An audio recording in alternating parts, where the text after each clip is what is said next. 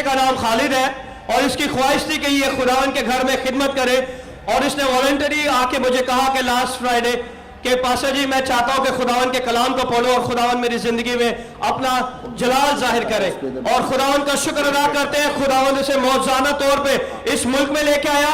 यीशु के नाम को जलाल दे। जब हम खुदावन की खेती में काम करते हैं तो यही सबसे बड़ा मौजूदा है, क्योंकि खुदावन हमारी जिंदगी में मौजूद करते हैं।